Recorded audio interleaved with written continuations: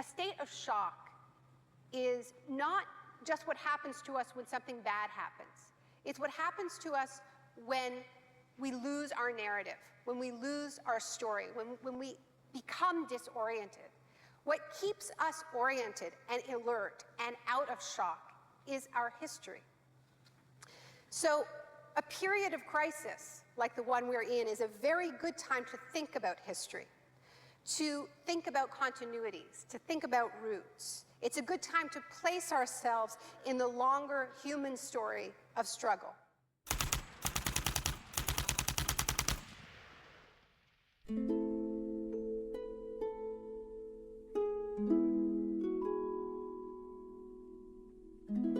The story begins on June the 1st, 1951, when representatives of Western intelligence agencies secretly met with academics at Montreal's Ritz-Carlton Hotel.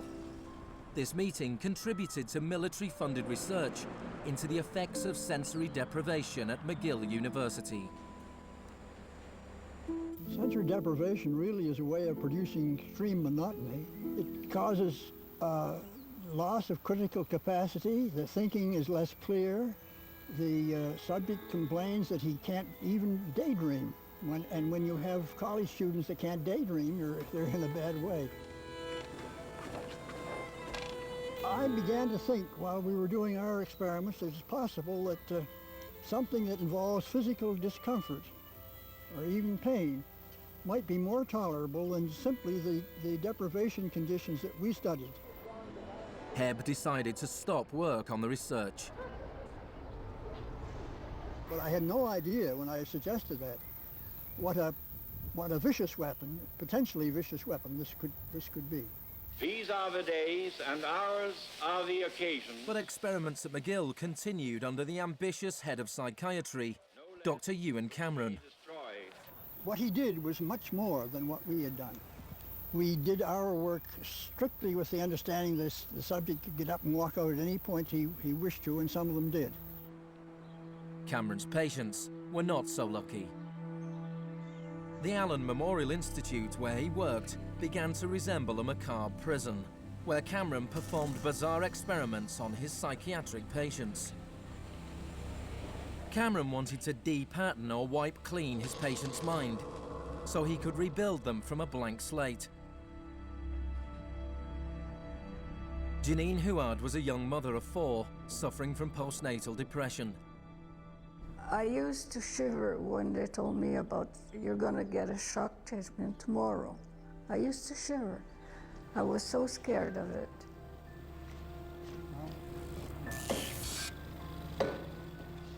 And I would wake up in another room, all mixed up and sad, and it used to make me very sad after. You're just like a zombie walking around. Cameron combined shock therapy with sleep therapy and the repeated playing of taped messages. It says, Janine, Janine, you are running away from your responsibility. You don't want to take care of your husband and children. All the time, the same thing.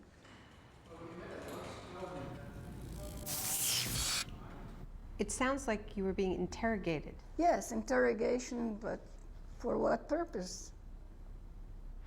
It wasn't long before the CIA put Cameron's research into practice. Many of his techniques appear in the agency's Kubark Counterintelligence Interrogation Manual. These words are from the manual. It's a fundamental hypothesis of this handbook that these techniques are in essence methods of inducing regression of the personality.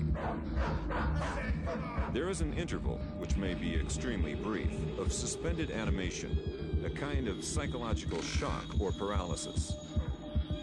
Experienced interrogators recognize this effect when it appears, and know that at this moment the source is far more open to suggestion, far likelier to comply than he was just before he experienced the shock.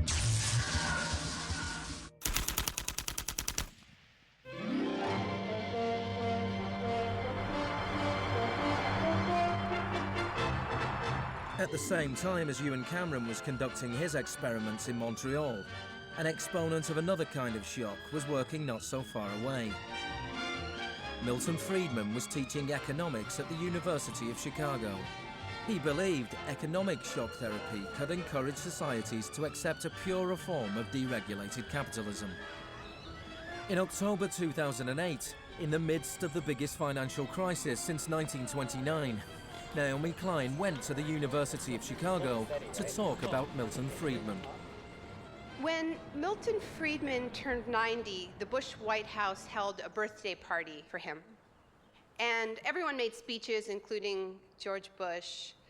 But there was a really good speech that was given by Donald Rumsfeld. My favorite quote in that speech from Rumsfeld is this. He said, "Milton is the embodiment of the truth that ideas have consequences." What I want to argue here is that the economic chaos that we're seeing right now on Wall Street and on Main Street and in Washington stems from many factors, of course, but among them are the ideas of Milton Friedman. The Wall Street crash of 1929 led to the Depression of the 30s.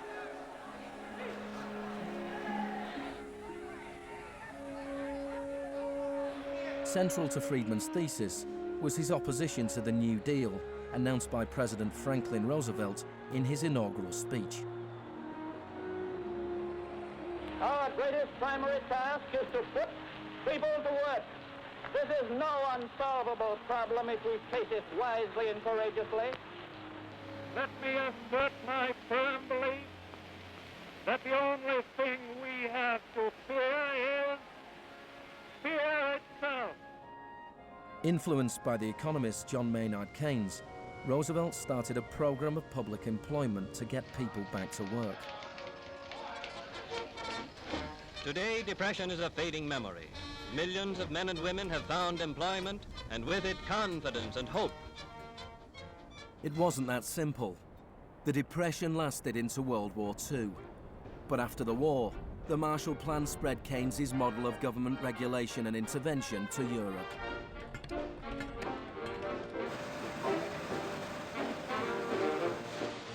His principles were widely accepted, but not in the economics department of the University of Chicago. Milton Friedman from this university waged a war against the New Deal. Friedman was a member of a group called the Mont Pelerin Society, led by the Austrian economist Friedrich von Hayek. They believed that if government stopped providing services and stopped regulating markets, the economy would correct itself. In the 50s, they were seen as cranks, but over the last 30 years, their ideas have become the dominant economic doctrine. The thesis of the shock doctrine is that we've been sold a fairy tale about how these radical policies have swept the globe. That they haven't swept the globe on the backs of freedom and democracy, but they have needed shocks, they have needed crises, they have needed states of emergencies. Milton Friedman understood the utility of crisis. Only a crisis, actual or perceived, produces real change. When that crisis occurs, the actions that are taken depend on the ideas that are lying around.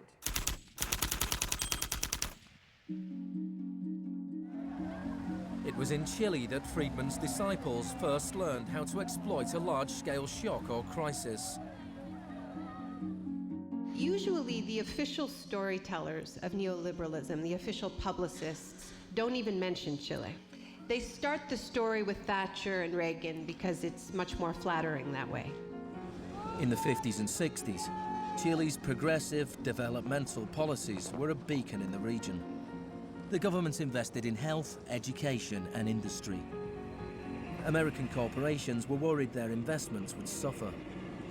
In response, the US State Department began sponsoring students from Chile and the rest of South America to study free market economics with Milton Friedman.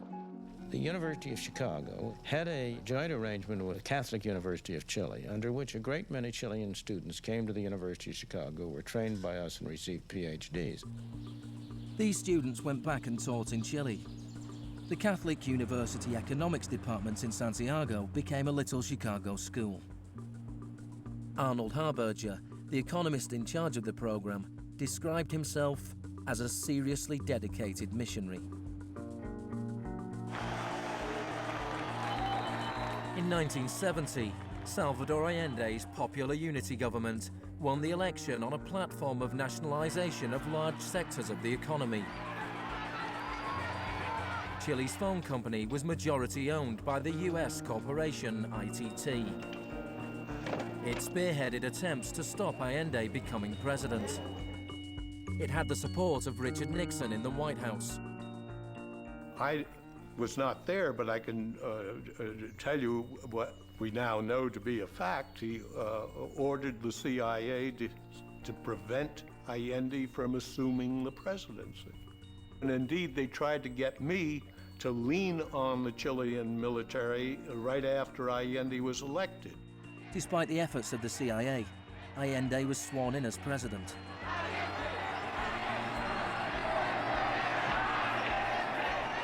Richard Nixon ordered the CIA director to make the economy scream. Señor Nixon es presidente de Estados Unidos y yo soy presidente de Chile.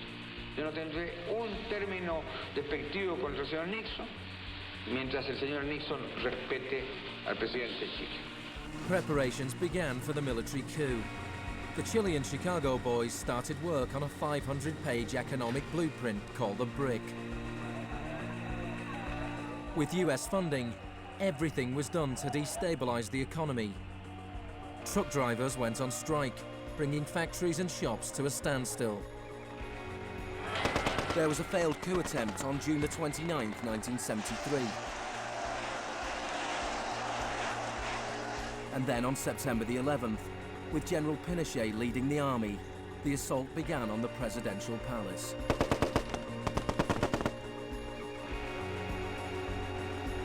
Chile had enjoyed 41 years of uninterrupted, peaceful democratic rule. Now it was being violently overthrown.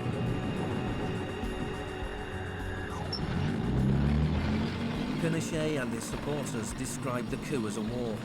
It was certainly designed to look like one. It was a Chilean precursor to shock and awe.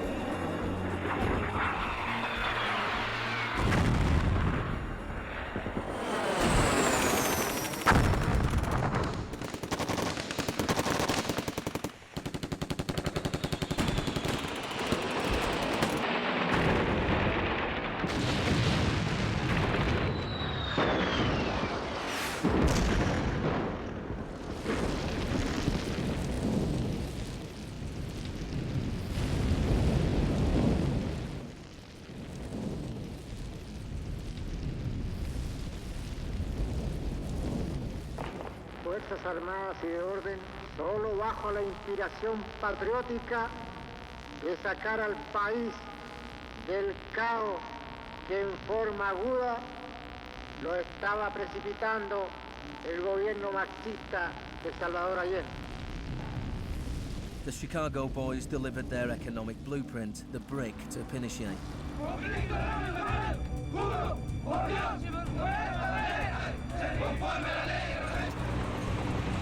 In the days that followed, more than 13,000 opponents were arrested and imprisoned.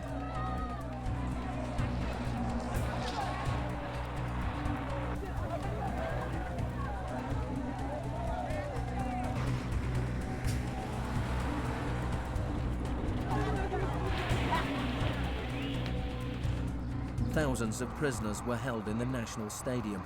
Many were tortured. Chile became notorious around the world. ¿Cuántas personas?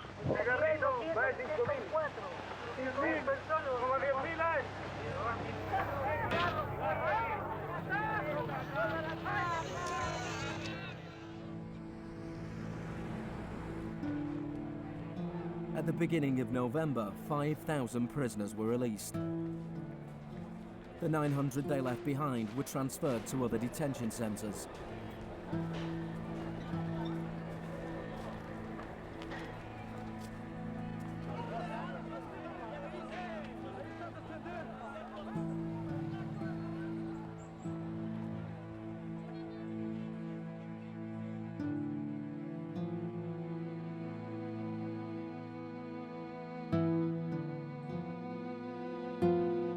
Less than a month later, FIFA allowed Chile to play a World Cup qualifier in the very same stadium.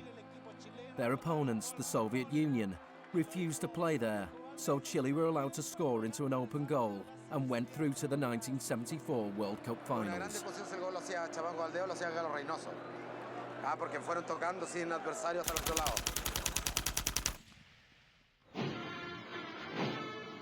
With the population in shock, Pinochet imposed the policies recommended by the Chicago Boys. Removal of price controls, the sale of state companies, the removal of import barriers and cuts to government expenditure. Friedman later openly acknowledged the importance of the Chilean experiment. Here was the first case in which you had a movement toward communism, which was replaced by a movement toward free markets. It didn't work. A year later, inflation was 375% per year, the highest in the world. So in March 1975, Arnold Harberger and Milton Friedman flew into Santiago. He used a phrase that had never before been used in a real-world economic crisis. He called for shock treatment. He said that he was like a doctor that was going to help a country that was suffering an epidemic, and he was simply prescribing the medicine. Friedman wrote that General Pinochet was sympathetically attracted to the idea of a shock treatment, but was clearly distressed at the temporary unemployment it might cause.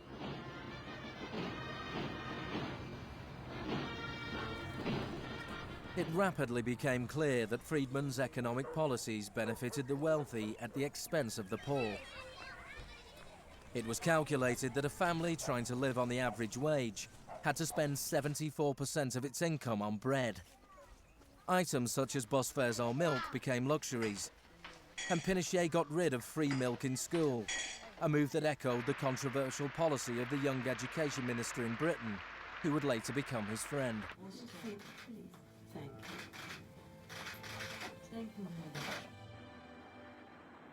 In order to enforce these economic policies, there had to be an enemy to fear.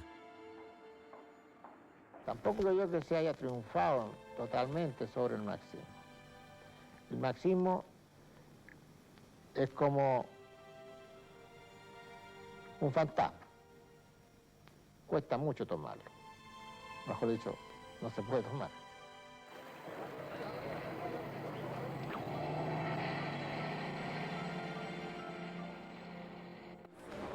Friedman and Harberger argued that free market economics went hand in hand with freedom and democracy. But in Chile, where their ideas were being implemented within the context of a military dictatorship, the opposite was true. Many in Latin America saw a direct connection between the economic shocks that impoverished millions of people and the epidemic of torture inflicted on those who believed in a different kind of society. One of those was Orlando Letelier. Letelier had been Allende's ambassador in Washington.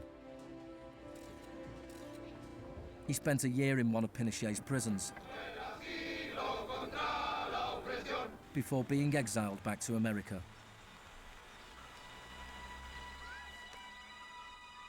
In 1976, Letelier wrote, "The economic plan has had to be enforced, and in the Chilean context, that could only be done by the killing of thousands, the establishment of concentration camps all over the country, and the jailing of more than 100,000 persons in 3 years."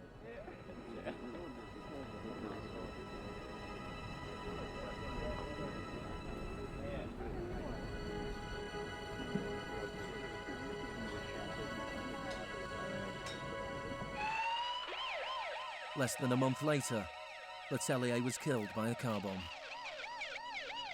Good evening. A powerful bomb today tore through a car as it was driving along Washington's usually quiet Embassy Row.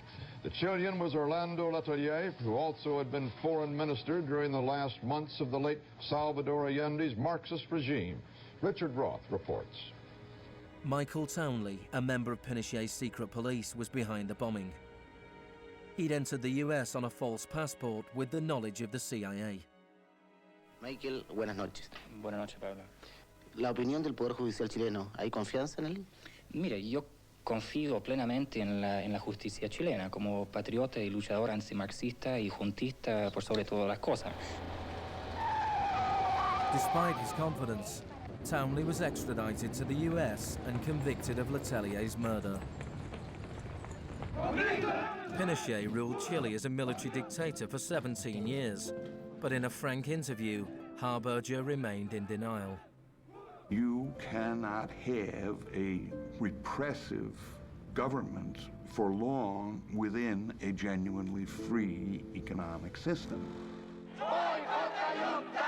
In the same year as Orlando Letelier's murder, Milton Friedman was awarded the Nobel Prize for Economics. You know, you people have such a distorted idea of what went on. Let me tell you some facts.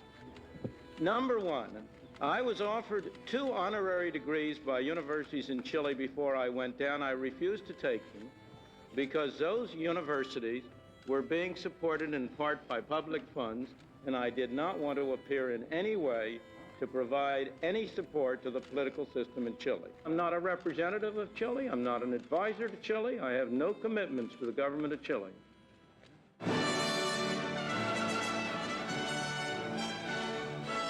I now turn to you, Professor Milton Friedman.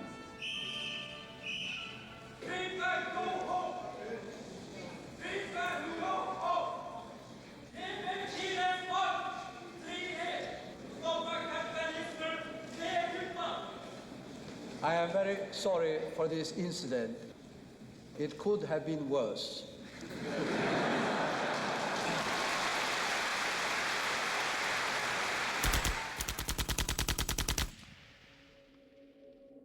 What I'm trying to do in the shock doctrine is tell an alternative history of how this savage stream of pure capitalism that we've been living, capitalism unrestrained, came to dominate the world. Chile wasn't the only country in South America to adopt Chicago school policies. Friedman's disciples held key positions in Brazil and advised the governments of Uruguay. Then on March the 24th, 1976, a military coup overturned the government of Isabel Perón in Argentina. A junta of 3 generals took over the country, led by General Videla. Chicago boys landed key economic posts in the military government. They seized the opportunity for major economic and social re-engineering. And within a year of the coup, wages lost 40% of their value, factories closed, poverty spiraled. Just as in Chile, people had to be terrorized into accepting these economic policies. Videla learnt from Pinochet's experience. He adopted the tactic of disappearing people. Striking a balance between public and private horror, disappearances were often carried out in broad daylight, but could always be denied.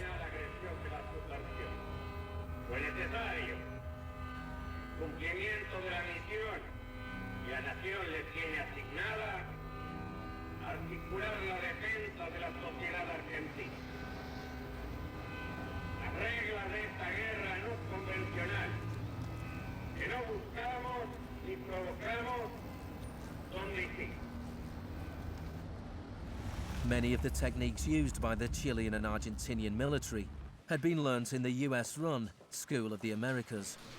Torture techniques taught, from rape to derobing to torture with pointed objects, breaking of extremities, poking eyes out, branding, In Latin America, there are various regimes which at the moment are abusing human rights. Political murder, torture, deportations, imprisonment without trial, using the techniques they may have learned in this establishment. You may be right. If you can say that the skills which we've taught here have been applied, I can't deny that. The use of torture of a known enemy soldier to gain some kind of military advantage, I think is justifiable and smart. To go beyond that, to use torture techniques merely to intimidate people is completely wrong, unethical and immoral. But in Argentina and Chile, these techniques were not used just on soldiers or terrorists. They were used on students and union members. They were used on anyone who opposed the free market economic policies of the regime.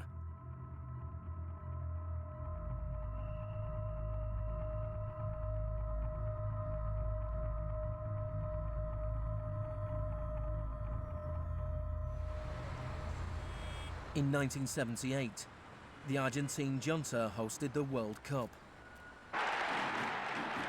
The final was played in the stadium less than a mile away from the biggest detention camp in the country, where thousands of prisoners were held in torture chambers. Decir que con los goles, con el grito de gol, se tapaba la voz de los secuestrados, los gritos de los secuestrados era una realidad. Organización extraordinaria, miles y miles de banderas, miles y miles de gargantas enronquecidas, 25 millones de argentinos que tienen un solo color, el celeste y blanco. El fútbol ha hecho el milagro del país, de este país maravilloso que nos siguen atacando aquellos que... And Argentina took their terror regime one step further than Chile.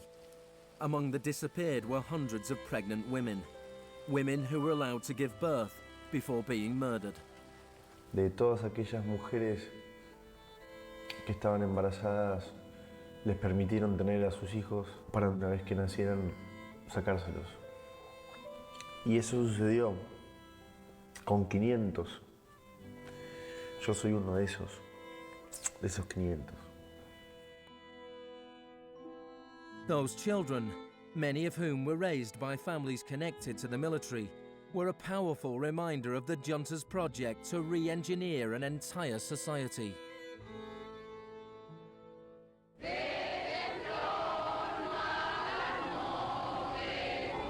While the junta was still in power, a group of mothers and grandmothers of the disappeared started to protest in the Plaza de Mayo.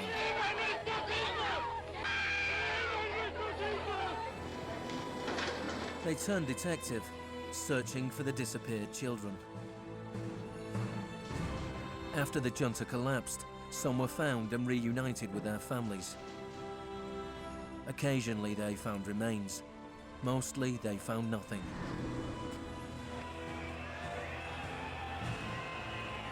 General Videla was found guilty of murder, kidnapping and torture.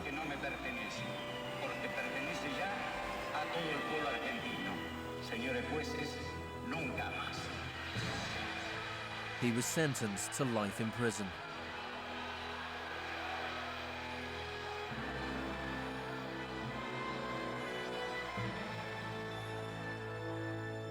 Now, these early experiments in Latin America presented Friedman and his cohorts with a serious ideological problem. Friedman had promised that these policies would not just make the elites richer, but that they would create the freest possible societies, that this was a war against tyranny, that capitalism and freedom went hand in hand. Yet here we see that in the 70s, the only countries putting these ideas into practice were military dictatorships. Nixon had fully supported imposing these types of brutal free market policies in South American dictatorships. But when it came to domestic economic policy in the United States, where Nixon had to worry about getting reelected, it was a very, very different story.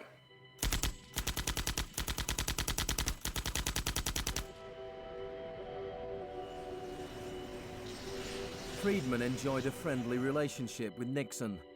Several of his Chicago school colleagues and disciples were recruited to work for the government.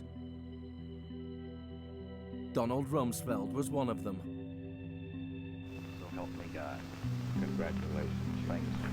But in 1971, with the economy in a slump, Nixon turned his back on Friedman's ideas and imposed a wage and price control policy. He put Rumsfeld in charge. Which is essentially a problem of supply and demand. I have for long been opposed to the wage and price control. I believe it involves government intervention with the freedom of individuals, and I think it's intolerable. The Keynesian policy was a success, and Nixon won a second term with a landslide majority. It was a blow for Friedman. Then in 1979, Margaret Thatcher was elected Prime Minister of Britain. Her intellectual guru was Milton Friedman's old mentor, Friedrich von Hayek. And just over a year later, Ronald Reagan was elected President of the United States. Both Britain and America were now ruled by unabashed Freemanites. Margaret Thatcher's program when she came in had 4 planks. Cut government spending, cut tax rates, reduce government ownership and operation of industries or regulation of industry, and have a moderate and stable monetary policy to bring down inflation. Within her first 3 years in office, unemployment doubled in parts of the economy, leading to waves of strikes. Thatcher's personal approval rating slumped to 25%. There were riots in Britain's major cities. Even Margaret Thatcher's admirers had their doubts. The economic performance of the Thatcher government has been mixed.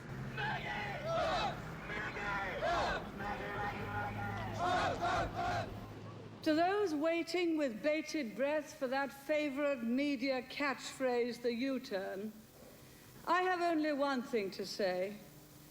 U-turn if you want to. The ladies not for turning.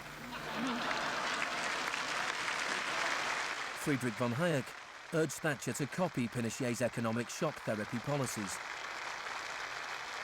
Thatcher replied, "In Britain, with our democratic institutions and with the need for a high degree of consent, some of the measures adopted in Chile are quite unacceptable."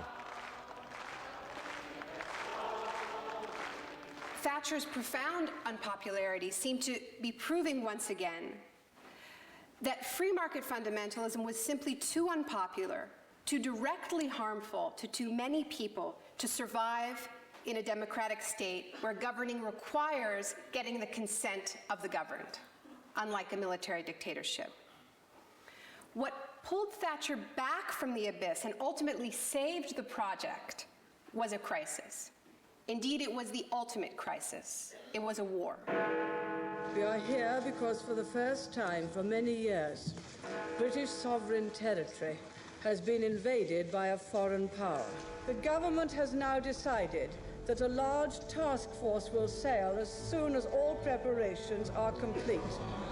HMS Invincible will be in the lead. Most people in Britain had never even heard of the Falklands. But when Argentina invaded the small group of islands thousands of miles away in the South Atlantic, Thatcher seized her opportunity to prove her credentials as the Iron Lady. Gentlemen, I've just heard that the white flag is flying over Stanley. The war was over in less than 3 months. As the troops returned to Britain, a wave of patriotic celebrations swept the country.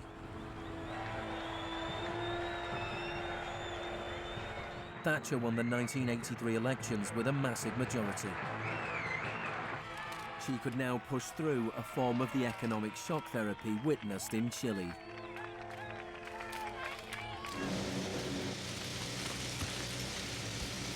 The most powerful union in Britain was the National Union of Mine Workers.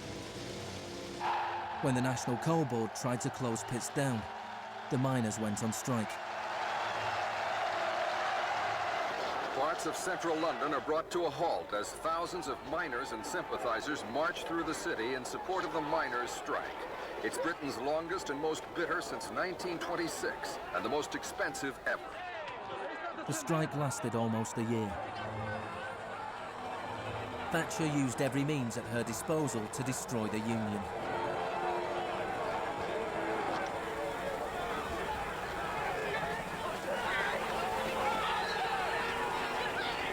Eventually, the miners were defeated.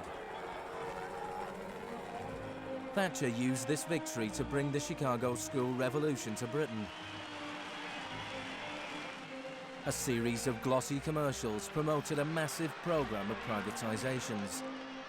Thatcher sold off the steel industry, water, electricity, gas, telephones, airlines, oil.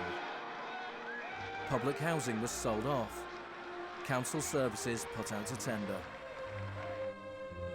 In 1986, financial and banking services were deregulated. It was called the Big Bang.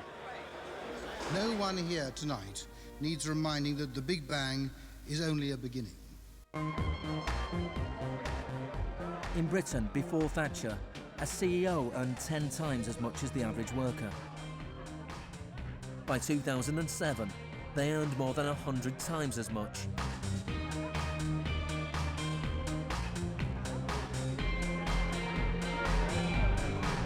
In the US before Reagan, CEOs earned 43 times as much as the average worker. By 2005, they earned more than 400 times as much. Friedman openly acknowledged the importance of Thatcher and Reagan in the spreading of Chicago school policies around the world. The coincidence of Thatcher and Reagan having been in office at the same time was enormously important for the public acceptance worldwide of a different approach to economic and monetary policy.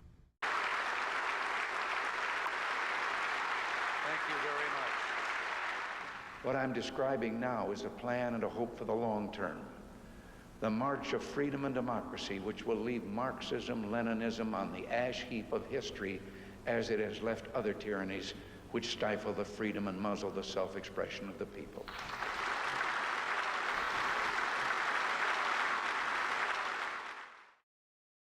Now, we all know the fairy tale about the fall of communism, that the West under Reagan and Thatcher looked so prosperous to the people of the former communist bloc that they themselves demanded radical free market policies. Now, this really is a fairy tale. It is true that people who had been living under authoritarian communism genuinely wanted democracy. And it's also true that people wanted to be able to go out and buy blue jeans and have Big Macs. That is true. But that does not mean that they wanted the kind of Wild West capitalism of oligarchs gone mad and no social protections that so many Eastern Bloc countries actually ended up with and suffer under to this day. Thatcher had done everything she could to break the power of the unions in Britain. But in 1988, she went to Poland to show her support for the workers' union Solidarity.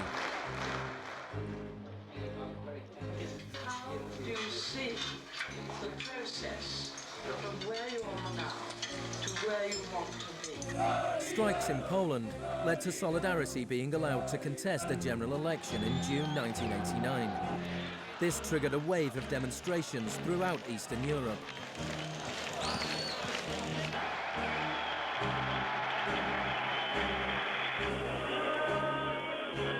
In the past, the Soviet Union had used military force to crush democratic movements.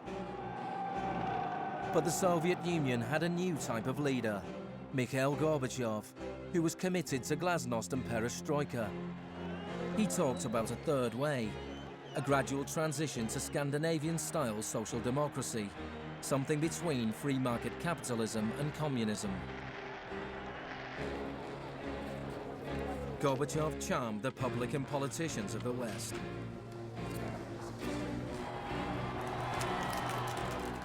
He's a bold, a determined, and courageous leader.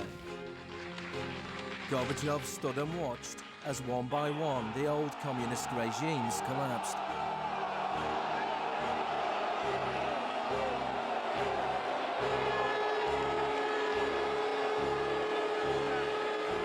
At the end of the year, the most famous symbol of the division of Europe came tumbling down.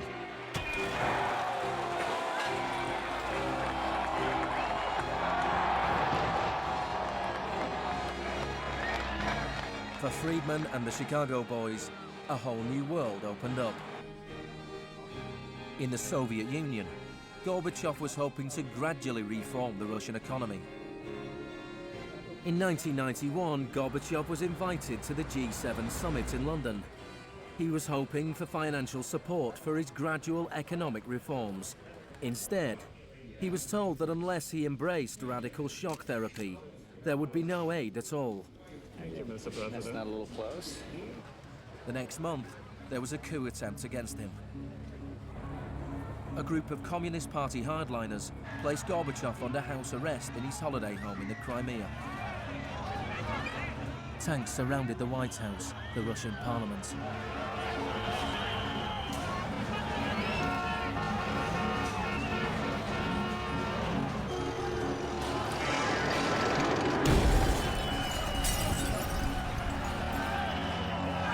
Amid the chaos of street clashes, it was obvious that to reinforce their position, the hardliners would have to resort to violence. Such action between the people and the security forces has not been seen since the early days of the Russian Revolution. By dawn this morning, amid a sea of debris, it was becoming clear that the coup was disintegrating. The Russian parliament building was unscathed, the military had not made their move. Inside, Boris Yeltsin was more powerful than ever.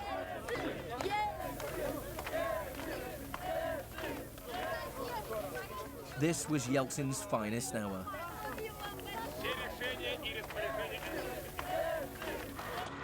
Gorbachev was released and he returned to Moscow, but he had lost much of his power.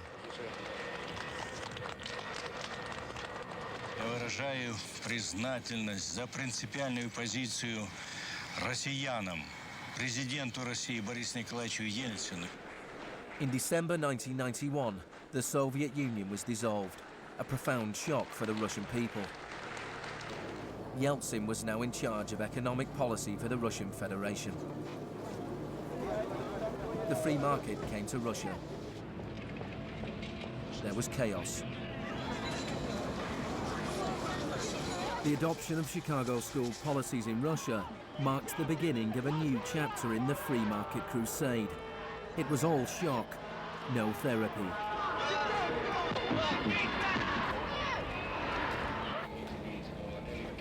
Despite the public efforts to promote popular capitalism, the reality was a small handful of businessmen made vast fortunes. State industries were sold off at bargain basement prices. The Russian press dubbed Yeltsin's advisors the Chicago Boys.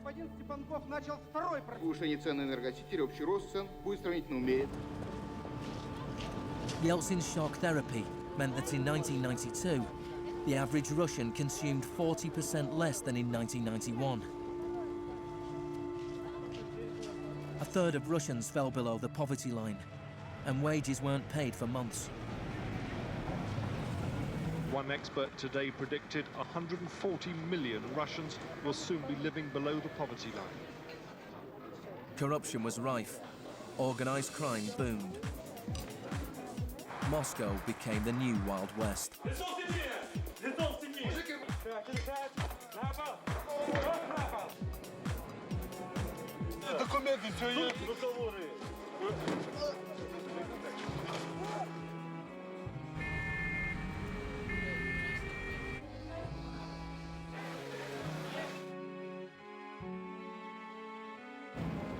The majority of Russians opposed the Chicago Boys' radical vision for their country. In March 1993, Parliament made a crucial decision. It voted to repeal the special powers it had given to Yeltsin. Yeltsin declared a state of emergency.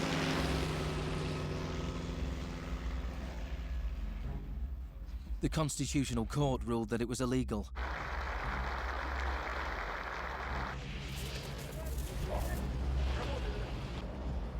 On September 21st, Yeltsin took the Pinochet option and dissolved Parliament.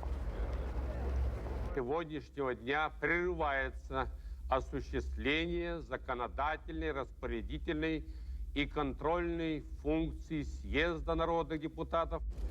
The West threw its weight behind Yeltsin.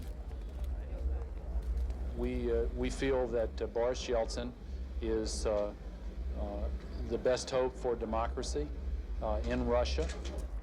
2 days later, Parliament voted to impeach Yeltsin by 636 votes to 2. Thousands of supporters of the Parliament gathered outside the White House and marched on the television station.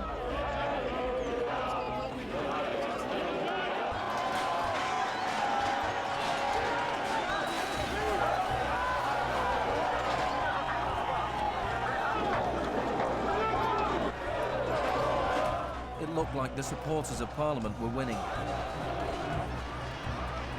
Yeltsin flew back to Moscow from his holiday home. That night, 100 demonstrators were killed as the Yeltsin authorities fought back.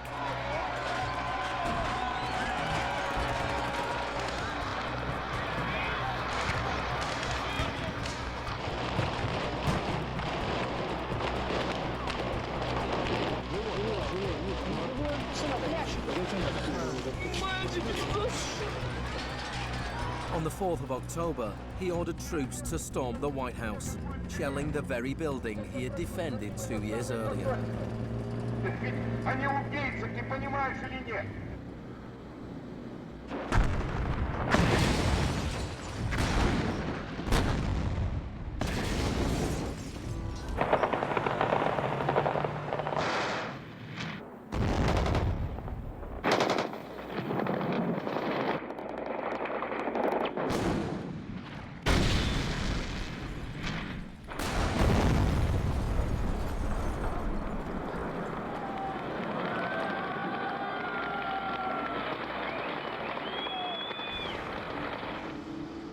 Warren Christopher, the US Secretary of State, said, "The United States does not easily support the suspension of parliaments, but these are extraordinary times."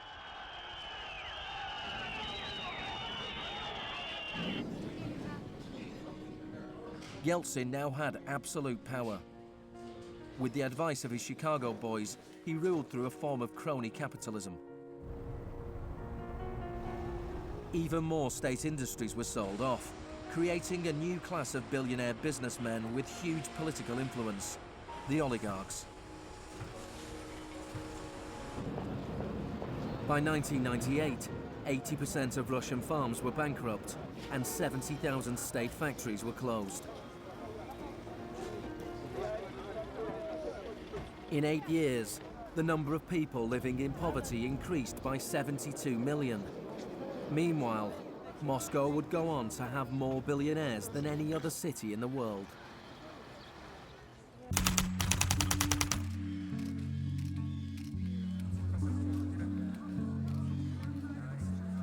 Good afternoon. Thank you for coming. Today it is my honor to announce that I'm submitting the name of Donald Rumsfeld to be Secretary of Defense. I look forward to serving our country again. Rumsfeld had been Secretary of Defense before under Gerald Ford. Then, the enemy we were supposed to fear was the Soviet Union. I'm not saying with certainty that the Russians are coming. I'm saying the trends are here. I'm not saying the Russians are 10 feet tall. I'm saying they used to be 5'3". They're now 5'9.5", and they're growing. Now there was a new enemy closer to home. On September the 10th, 2001, Rumsfeld made a speech laying out his plans to privatize much of the US military. Milton Friedman would have been proud. He said, "The topic today is an adversary that poses a serious threat to the security of the United States of America. This adversary is one of the world's last bastions of central planning. It governs by dictating 5-year plans. Perhaps this adversary sounds like the former Soviet Union, but that enemy is gone. This adversary's closer to home. It's the Pentagon bureaucracy. Today, we declare war on bureaucracy. The next day, American Airlines Flight 77 crashed into the Pentagon, killing 184 people.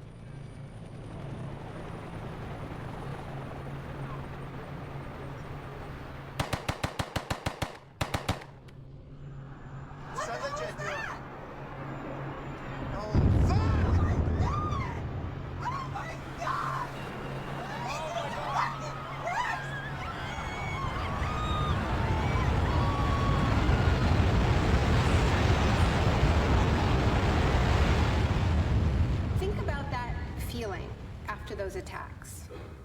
Who are these people? Where did they come from? Why do they hate us? There was a total loss of collective narrative. We were not living in the world that we thought we lived in. And we kept hearing from our political leaders that everything we thought we understood before the attacks no longer applied. There was a new phrase, pre-9/11 thinking.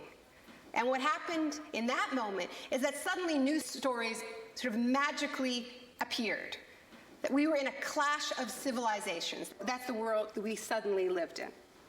That there was an axis of evil, and that we were fighting a war against terror. This abstract, unwinnable war has had huge economic consequences. Before 2001, Homeland Security barely registered as an industry.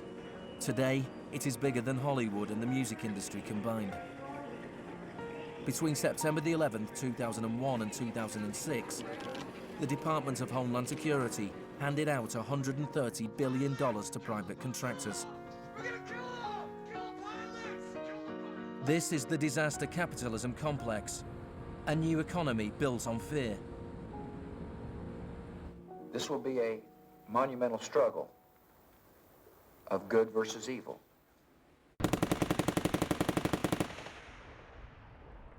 The best defense against terror is a global offensive against terror, wherever it might be found.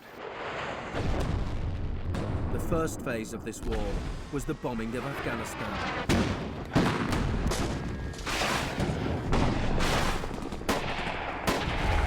The Taliban government was quickly overthrown.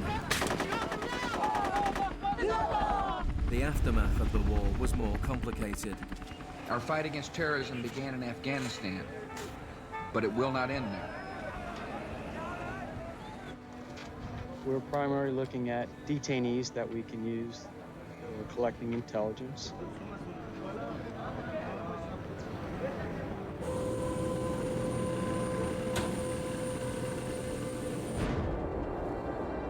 Guantanamo was the first time that the techniques of the Kubag Manual were explicitly and publicly being used by American forces, officially sanctioned in the White House and openly broadcast on television around the world.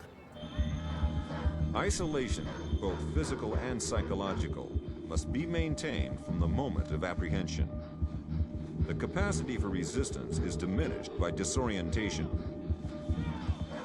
Prisoners should maintain silence at all times. They should never be allowed to speak to each other. 3 of the prisoners were Asif Iqbal, Ruhal Ahmed and Shafiq Rasool from Tipton in England. They spent more than 2 years in Guantanamo before being released without charge. Mentally, yeah, you couldn't speak to nobody, you couldn't do nothing, you couldn't stand up. And just sitting there, you'd be in your thoughts all the time thinking, what the hell's going on, where the hell am I? Are we going to be staying here for the rest of our lives? Are we going to be going back home? Will we ever see our family again? Of the 779 prisoners that have been held in Guantanamo Bay, only 3 have ever been convicted of any offense.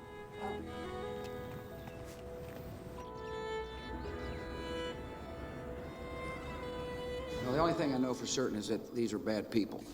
It was a message to the whole world, and the message was clear. It was, this is what happens to you if you get in our way.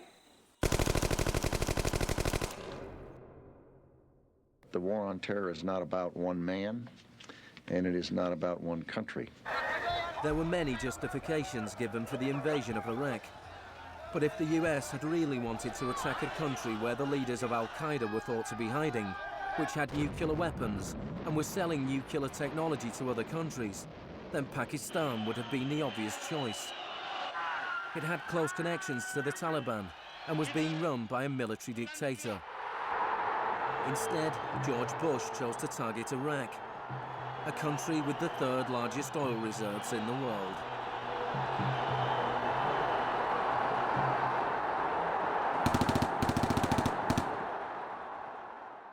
Now, about the Defense Department's war plan. It is not like that for the Gulf War. It's more along the lines of the Panama invasion of 1989. CBS News has been told it would start on what's called A-Day. A as in airstrikes. Airstrikes so devastating, they would leave Saddam's soldiers unable or unwilling to fight. The idea is to rain down the thunder so hard as to create, quote, shock and awe. If the Pentagon sticks to its current war plan, one day in March, the Air Force and Navy will launch between 300 and 400 cruise missiles at targets in Iraq. More than were launched during the entire 40 days of the first Gulf War. The sheer size of this has never been seen before, never been contemplated before. Harlan Ullman is one of the authors of the shock and awe concept, which relies on large numbers of precision-guided weapons. So that you have this simultaneous effect, rather like the nuclear weapons at Hiroshima, not taking days or weeks, but in minutes.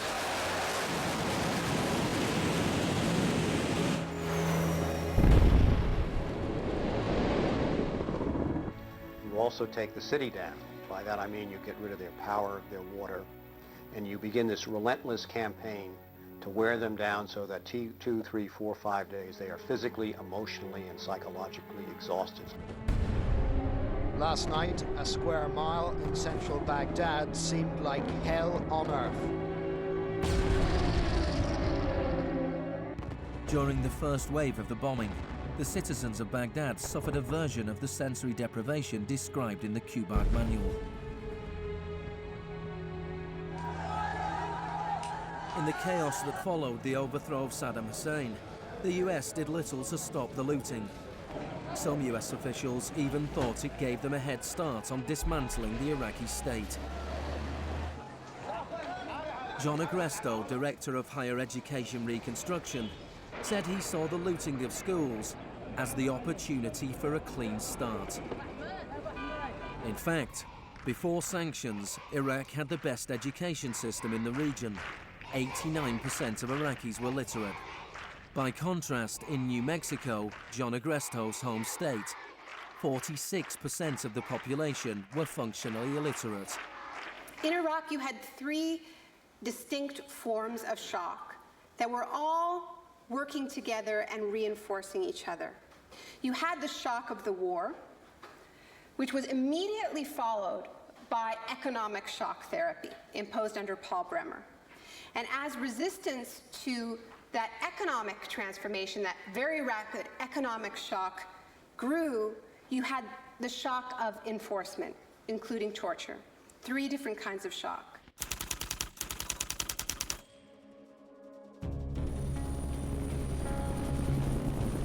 In May 2003, Paul Bremer was appointed US envoy to Iraq. 2 weeks after he arrived, he declared the country open for business. We considered that the coalition had very broad authorities to determine the direction of the Iraqi economy. Bremer knew little of Iraq, but he knew about disaster capitalism. He had launched crisis consulting practice at the start of the Homeland Security boom. Today is a very important day in Baghdad. Bremer spent the first 4 months passing classic Chicago school laws. Rumsfeld described Iraq as having some of the most enlightened and inviting tax and investment laws in the free world. One of the first acts of Bremer was to fire 500,000 state workers. This was partly an act of debartification, but slashing governments was also vintage Friedman. Money was promised for reconstruction. Our investment in the future of Afghanistan and Iraq is the greatest commitment of its kind since the Marshall Plan. But in fact, it was just the opposite. Whereas the Marshall Plan was intended to boost European industries, US aid money in Iraq was spent on US corporations. If work came to Iraqis, it came at the bottom of a series of subcontractors. Creative associates received contracts worth $100 million to draft the curriculum and print new textbooks for the education system. Management and technology consultant Bearing Point was awarded contracts worth $240 million to build a market-driven system in Iraq. North Carolina-based RTI received contracts worth $466 million to advise on bringing democracy to Iraq. And Halliburton was awarded $20 billion in cost-plus Iraqi contracts. Parsons was handed $186 million to build 142 health clinics. Only 6 were ever completed. Basic electricity and water supplies hardly improved, despite billions being spent in the first 4 years. We're going to succeed here, and when we succeed here, we will have done something important, not just for 25 million Iraqis. We will have done something that serves Western interests in this whole region. Even the new Iraqi currency was printed abroad. Let me show you an example of these notes. The US even paid private contractors to monitor the work of the private contractors who won contracts.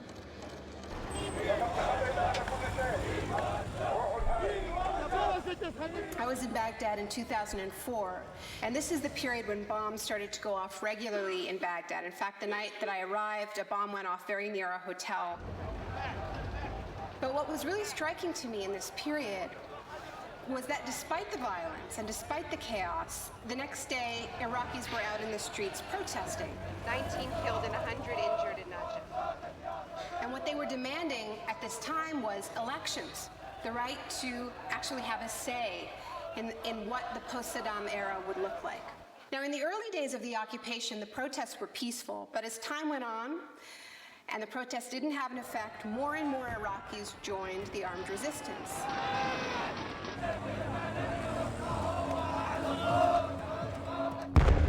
The violence spun out of control.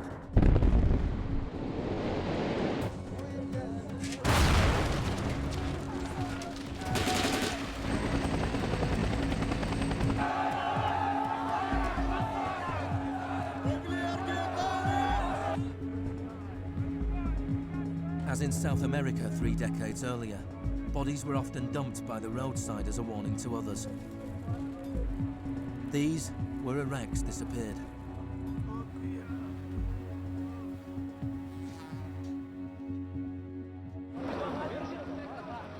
Extremely aggressive measures were needed to suppress the opposition.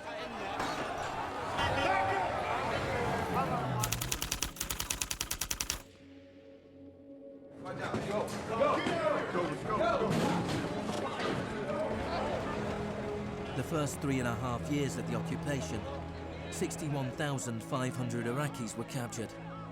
By spring 2007, 19,000 remained in custody. In prison, they were interrogated using techniques that could be traced to those devised by the CIA from Ewan Cameron's experiments in the 50s.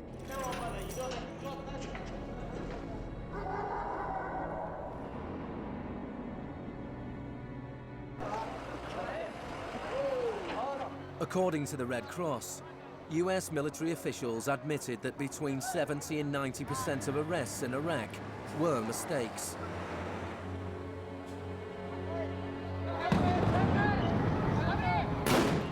The chaos in Iraq seems like a defeat for shock therapy. But in Iraq, disaster capitalism moved on. Now the disaster itself provided the opportunity for profit.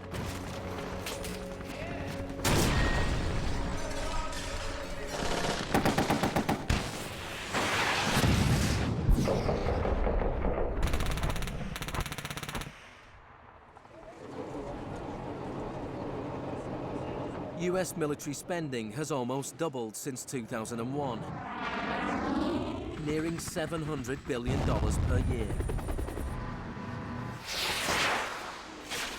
As long ago as 1961, President Eisenhower, not a noted liberal, warned of the danger of a too powerful military. Now, this conjunction of an immense military establishment and a large arms industry is new in the American experience. We must guard against the acquisition of unwarranted influence, whether sought or unsought, by the military-industrial complex. We must never let the weight of this combination endanger our liberties or democratic processes. The war in Iraq is the most privatized war in modern history. The Green Zone in Baghdad is an extreme version of what is happening around the world. A privatized, secure world protected from the chaos outside.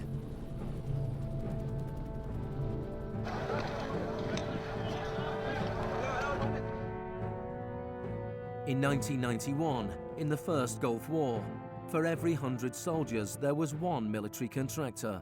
In 2003, at the beginning of the war in Iraq, for every 100 soldiers, there were 10 contractors. By 2006, for every 100 soldiers, there were 33 contractors. A year later, for every 100 soldiers, there were 70 contractors. By July 2007, there were more contractors than soldiers in Iraq. This was going beyond what even Milton Friedman had dared to hope. The only things I would not denationalize are the armed forces, the courts, and some of your roads and highways. One of the most high-profile contractors was Blackwater USA. During the April 2004 uprising in Najaf, Blackwater assumed command over US Marines. Dozens of Iraqis were killed during the operation. The US had indemnified the private contractors against any Iraqi laws, so they were operating in a law-free bubble, a little like Guantanamo. I asked your Secretary of Defense a couple months ago what law governs their actions. Mr. I was going to ask him. Go ahead.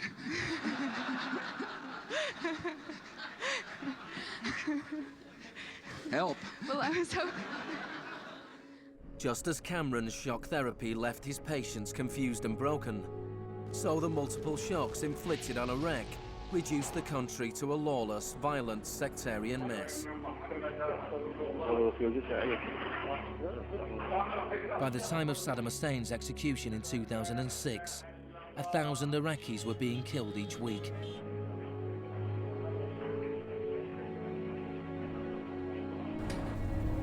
By April 2007, the United Nations High Commission for Refugees estimated 4 million people had had to leave their homes.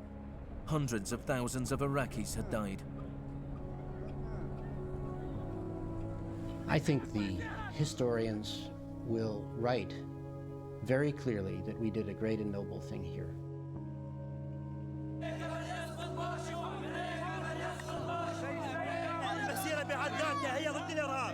ضد الإرهاب الأمريكي، لأن الأمريكان يقتلون النساء ويعتقلون النساء ويقتلون الأطفال ويهينون الشيوخ ويقتلون الشباب. أمريكا بحقها هي الإرهاب.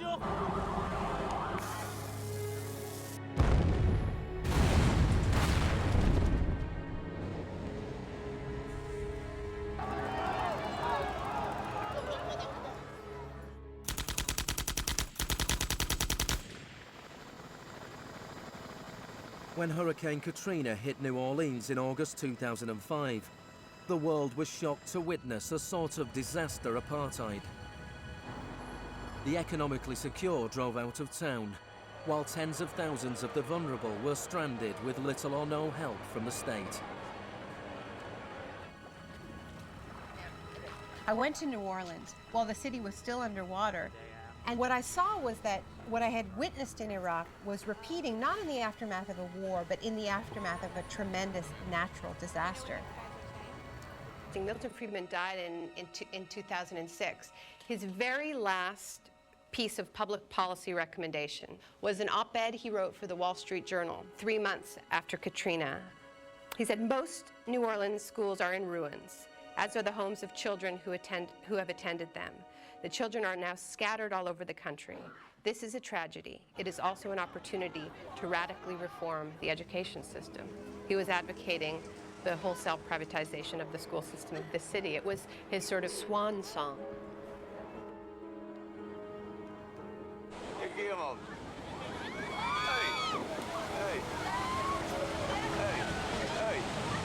I'd witnessed a similar process in Sri Lanka in the aftermath of the 2004 tsunami.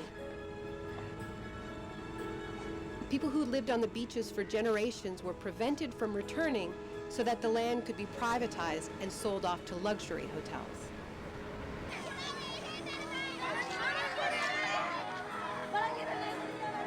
And this is exactly what I mean by the shock doctrine, the systematic raiding of the public sphere in the aftermath of a disaster, when people are too focused on the emergency, on their daily concerns, to protect their interests.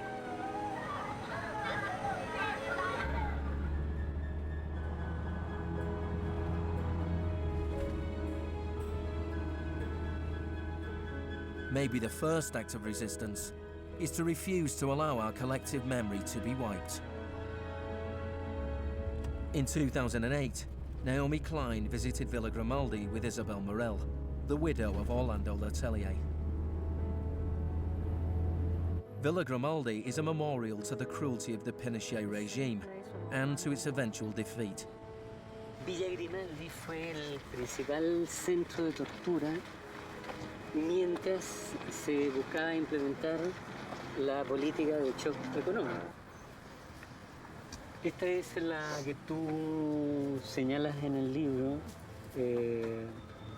como las casas de uno por uno donde están los detenidos en Villa Grimaldi. It's not that I loved Pinochet, but I think that he was our teacher in many things. We learned about evil.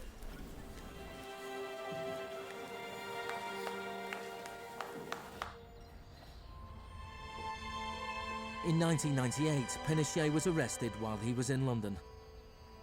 His old ally, Margaret Thatcher, stood by his side.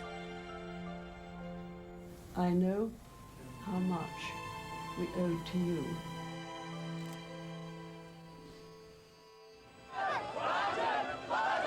It took 30 years for the economic experiment originally test-driven by Pinochet to make its way around the globe to Iraq.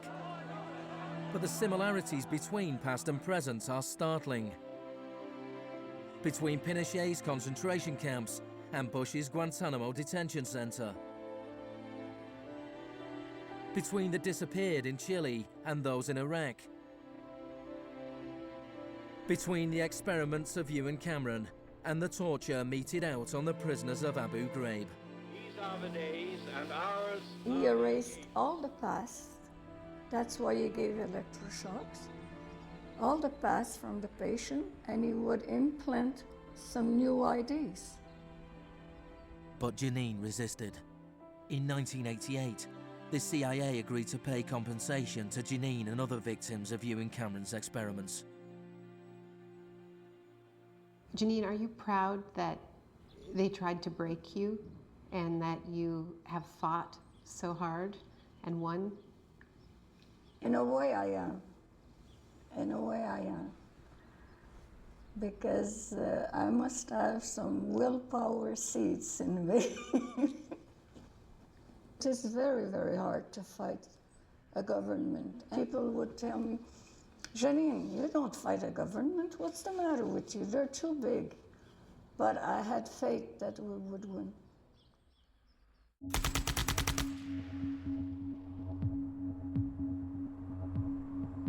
It is in the nature of unregulated markets to be volatile. Bubbles are allowed to inflate, and then, inevitably, they burst. Since the deregulation of the Big Bang in the 80s, there have been a number of market shocks. In 1987, there was Black Monday. Markets fell spectacularly. It was the largest one-day percentage decline in stock market history. In 1992, there was Black Wednesday, when currency speculators made fortunes betting against the pound. In 1997, there was the Asian contagion. In 1 year, $600 billion disappeared from the stock markets of Asia.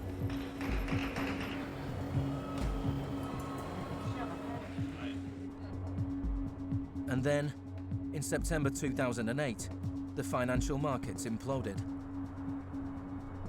The market is not functioning properly.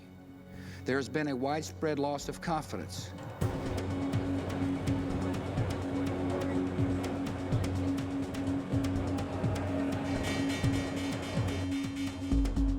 On September the 15th, Lehman Brothers filed for Chapter 11 bankruptcy protection. Yet only 1 week later, it was announced that workers at their New York office would share $2.5 billion in bonuses. It is estimated that Wall Street firms paid $18.4 billion in bonuses last year, the year of the crash. Despite the torrent of populist rhetoric about taking on the fat cats and standing up for the little guy and saving Main Street, not Wall Street, we are witnessing a transfer of wealth of unfathomable size. It is a transfer of wealth from public hands, from the hands of government, collected from regular people in the form of taxes, into the hands of the wealthiest corporations and individuals in the world. Needless to say, the very individuals and corporations that created this crisis. We are in the midst of a once-in-a-century credit tsunami. I found a flaw. I don't know how significant or permanent it is, but I've been very distressed by that fact. In the United States, it was the financial crisis that secured Obama's victory. Americans wanted to change course. Hello, Chicago! This crisis is clearly understood by almost everyone as being the direct result of this particular ideology of deregulation and privatization. The scale of the crisis offers the hope of change. The shock doctrine as a strategy relies on us not knowing about it for it to work. And what I find most hopeful about the current economic crisis is that this tactic is getting tired, because that element of surprise is no longer there. We're on to them, and it's not working. We're becoming shock resistant. The last time the world suffered a financial crisis as severe as this, people turned to the Keynesian policies of the New Deal. Let me assert my firm belief that the only thing we have to fear is fear itself. More than 1 million people came to Washington to hear Obama's inauguration speech. Many journalists made comparisons with FDR.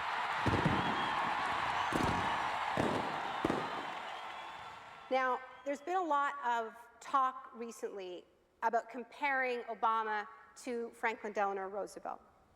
So I want to talk a little bit about FDR, because there's a great FDR story, and it could be an apocryphal one, about when he would be visited by some progressive organization or a union, and they would be proposing some new progressive policy that they wanted to be part of the New Deal. And he would hear them out, and he would listen to them, and then at the end he would say, "Now go out there and make me do it." And they did. In 1937, which was a pivotal year for the New Deal, do you know how many strikes there were in this country? 4,740 strikes, lasting an average of 20 days.